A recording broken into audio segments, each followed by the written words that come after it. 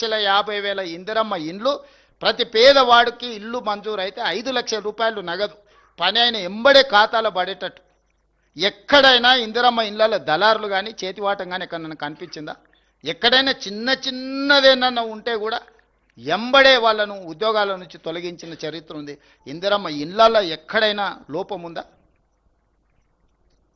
నోటిఫికేషన్లు ఇవ్వాలి, పరీక్షా పత్రాలు జిరాక్స్ సెంటర్లో వాళ్ళు అమ్మాలి. ఎప్పుడైనా పోటీ పరీక్షలు చేసిండా? 2011లో గ్రూప్ 1 నియామకం జరిగితే 2026 వరకు అసలు నియామకాలు జరగలే. మళ్ళీ మేము వచ్చిన తర్వాతనే నోటిఫికేషన్ ఇచ్చి group 1, group 2, group 3, group 4, teachers, police 2 ఏళ్లలో 70,000 ప్రభుత్వ ఉద్యోగాలు ఇచ్చినాం. మొత్తం ప్రతి ప్రభుత్వ ఉద్యోగం మేము ఇచ్చిన వాళ్ళ లిస్ట్ అంతా రిలీజ్ చేస్తాం. మీరు లెక్క పెట్టుకొని అసెంబ్లీలో మొత్తం కాగితాలు తీసుకొచ్చి పెడతా. ఎన్ని కట్టలైనా సరే డిజిటల్ మాన్యువల్ మొత్తం ఇస్తా. స్కూల్స్ డైట్ ఛార్జెస్ పెంచలేదండి. పిల్లలకు అరాకలతో చచ్చిపోతుంటే 40% డైట్ ఛార్జెస్ పెంచిన, 200% కాస్మెటిక్ ఛార్జెస్ పెంచిన. Young India integrated residential schools 20,000 కోట్లతో పనులు ప్రారంభించుకున్నాం. యంగ్ ఇండియా స్కిల్స్ యూనివర్సిటీ పెట్టుకున్నాం. యంగ్ ఇండియా స్పోర్ట్స్ యూనివర్సిటీ పెట్టుకున్నాం. ఈరోజు స్కూల్స్లో మొత్తం ప్రక్షాళన చేసి ఫేషియల్ రికగ్నైజేషన్ సిస్టమ్ తీసుకొచ్చి టీచర్లను పిల్లల్ని సమన్వయం చేసుకొని ముందుకెళ్తున్నాం. ఇట్లా ఒక్కొక్క శాఖలో ప్రక్షాళన చేసుకుంటూ ఒక పక్కన సంక్షేమం, రెండవ పక్కన అభివృద్ధి. మోడీ గారు ఇచ్చినా ఇవ్వకపోయినా మూసి రివర్ ఫ్రంట్ ఈరోజు మనం కట్టుకుంటున్నాం. మెట్రో సహకరించినా సహకరించకపోయినా మనం విస్తరణ చేసుకుంటున్నాం. రీజనల్ రింగ్ రోడ్ మీరు ఇస్తే ఇచ్చిండ్రు, లేకపోతే లేదు అని మనం నిర్మాణం చేసుకోవడానికి సన్నాహకాలు ఏర్పాటు చేసినాం. చిన్న చిన్న కాలనీలు లేకపోతే ఫైనాన్షియల్ ఏరియా డిస్ట్రిక్ట్స్ కాకుండా కంప్లీట్గా ఒక సిటీనే ఈరోజు భారత్ ఫ్యూచర్ సిటీని మనం నిర్మించుకుంటున్నాం. ఈరోజు గ్లోబల్ సమ్మిట్ చేసుకున్నాం. ఇవి పక్కన పెట్టండి. 100 సంవత్సరాల బీసీ కులగణన ఎవరైనా చేసిరా అండి? 100 సంవత్సరాల సమస్యకు భారతదేశంలోనే తలమానికంగా ఈరోజు socio economic, education, employment, political and caste survey చేసి దేశానికే ఆదర్శంగా నిలబడి బీసీ జనాభాను లెక్కలేసి ఫిబ్రవరి 4, 2024లో మొదలుపెట్టి ఫిబ్రవరి 4, 2025లో కంప్లీట్ చేసి సోషల్ జస్టిస్గా ఫిబ్రవరి 4ని మనం అఫీషియల్గా డెడికేట్ చేసుకున్నాం. ఇవాళ బలైన వర్గాలు వాళ్ళ లెక్కలు వాళ్ళు తేలిన సంతోషంలో లేరా? మాదిగా ఉపకులాల వర్గీకరణ 40 సంవత్సరాల నుంచి రావణ కాష్టంగా మండుతుంటే దేశంలోనే మొట్టమొదటి రాష్ట్రంగా వర్గీకరణ సమస్యకు శాశ్వత పరిష్కారం చూపిస్తే ఈరోజు బుడగ జంగాల నుంచి అత్యంత వెనుకబడిన మాదిగా ఉపకులాలు ఈరోజు డాక్టర్లుగా, ఇంజనీర్లుగా, ఈరోజు గ్రూప్ 1 ఆఫీసర్లుగా సెలెక్ట్ అయినరు. ఈ సమస్యకు మేము పరిష్కారం చూపించలేదా? 100 సంవత్సరాల బీసీ కులగణనకు శాశ్వత పరిష్కారం చూపించినాము. 40 సంవత్సరాల ఎస్సీ వర్గీకరణకు శాశ్వత పరిష్కారం చూపించినాము. సంక్షేమంలో మేము ఇచ్చిన ప్రతి మాట నిలబెట్టుకోవడానికి శాయశక్తుల ప్రయత్నం చేస్తున్నాము. తెలంగాణ రాష్ట్రాన్ని ప్రపంచంతోనే పోటీ పడే విధంగా ఈరోజు అభివృద్ధి పదం వైపు నడిపిస్తున్నాము. 2 సంవత్సరాలనే ఇన్ని చేయగలిగినాము. 12 ఏళ్ళు ఏలినోడు మమ్మల్నే తిడతాడు, 10 సంవత్సరాలు దోసుకున్నోడు మమ్మల్నే తిడతాడు.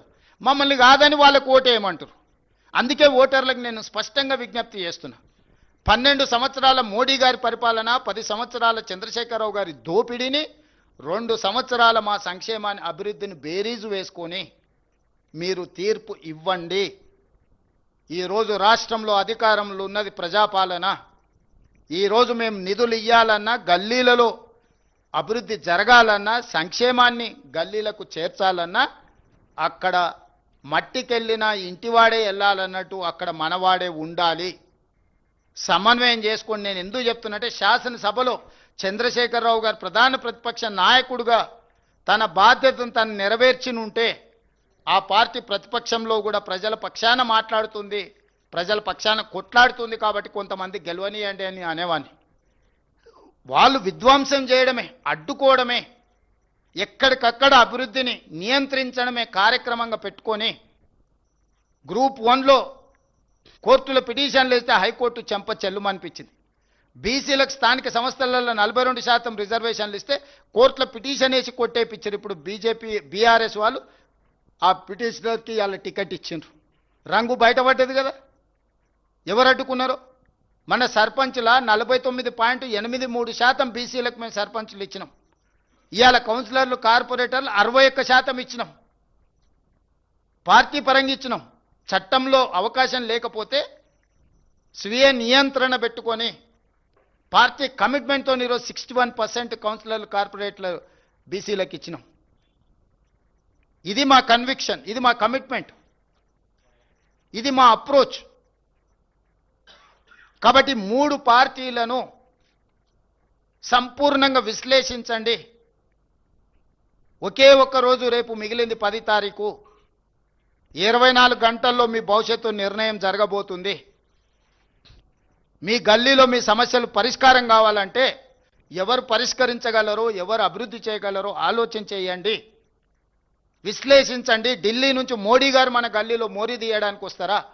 ఫామ్ హౌస్లో ఉన్న కేసీఆర్ గారు మన నీటి సమస్యను, మన కరెంటు సమస్యను పరిష్కరిస్తాడా?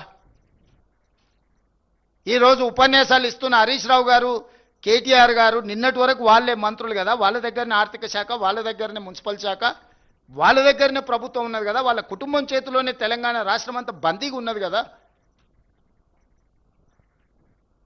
కాబట్టి ఈ సందర్భంగా ప్రశాంతంగా ఆలోచన చేసి తెలంగాణ సమాజానికి ఏది మేలో మీరే ఆలోచన చెయ్యండి. ఈరోజు మీరు ఎన్నుకోబోయే వాళ్ళు 5 సంవత్సరాల మీ భవిష్యత్తును వాళ్ళ చేతిలో పెట్టబోతున్నారు. మీరు ఎవరికి మీ ప్రతినిధిగా బాధ్యత ఇవ్వబోతున్నారో మీరు ఆలోచన చేసి మంచి నిర్ణయం తీసుకోండి. ఈ ప్రభుత్వం మీది, మీకోసమే పనిచేస్తుంది. ప్రభుత్వం దగ్గర ఉన్న నిధులన్నీ ఖర్చు పెడుతుంది. కేంద్రంతో అవసరమైన సయోధ్యను సమన్వయం చేసుకుంటుంది. కానప్పుడు కేంద్ర ప్రభుత్వం మీద కొట్లాడడానికి ఈ ప్రభుత్వానికి ఎలాంటి బేసిజాలు లేవు. మీలాక కుమ్ముకు చీకటి ఒప్పందాలు మాకు అవసరం లేదు. ఏదున్నా ప్రజల ముందే బహిరంగంగా మా ఆలోచనలు పెడతాము. ఇవాళ కరీంనగర్కి ఔటర్ రింగ్ రోడ్డు రావాలన్నా, వరంగల్కి ఔటర్